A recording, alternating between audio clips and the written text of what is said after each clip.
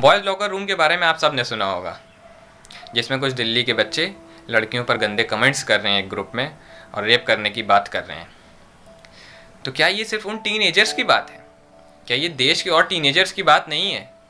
क्या गलती सिर्फ उन्हीं बच्चों की है? क्या गलती सोसाइटी की नहीं है? क्या गलती एजुकेशन सिस्टम की नहीं है? हम एज अ सोसाइटी फेल हुए हैं, क्योंकि हमारी सोसाइटी में सेक्स वर्ड ही एक टैबू है। इस पे बात करना ही जुर्म है।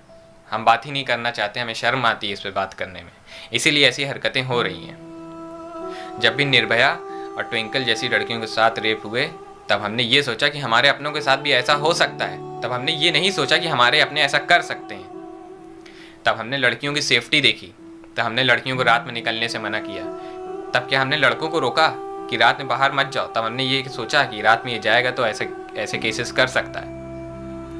हमने कभी लड़कों को रोका ही नहीं, हमने हमेशा लड़कियों की सेफ्टी देखी। एजुकेशन सिस्टम की बात करूं, अगर मैं आपसे पूछूं कि सबसे इंपॉर्टेंट सब्जेक्ट क्या था बचपन में हम लोग, तो 95% लोग ये जवाब देंगे कि मैथ, साइंस, अकाउंट्स कुछ भी दे सकते हैं। लेकिन बहुत कम लोग ये बोलेंगे कि मॉरल साइंस सबसे इंपॉर्टेंट सब्जेक्ट था, जिसकी एक पतली सी बुक होती थी और हम लोग से एग्जाम लिया जाता था। प्रैक्टिकली उसे पढ़ाया ही नहीं गया कभी, और जो कुछ भी पढ़ाया गया हमने ऊपर ऊपर उसे पढ़ा, लेकिन कभी हमें समझ में आया ही नहीं वो। ना स्कूल ने कभी इसको इतनी इंपॉर्टेंस दिया।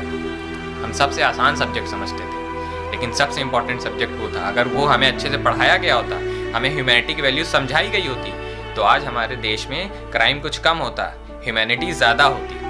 अब समय आ गया है कि लड़कियों की सेफ्टी के ऊपर ध्यान न दे करके लड़कों को समझाया जाए, लड़कों को रात में न निकलने दिया जाए, उन लोगों को रोका जाए कि अगर हमारे अपनों के साथ ऐसा हो सकता है तो हमारे अपने ऐसा कर सकते हैं, ये मान लिया जाए।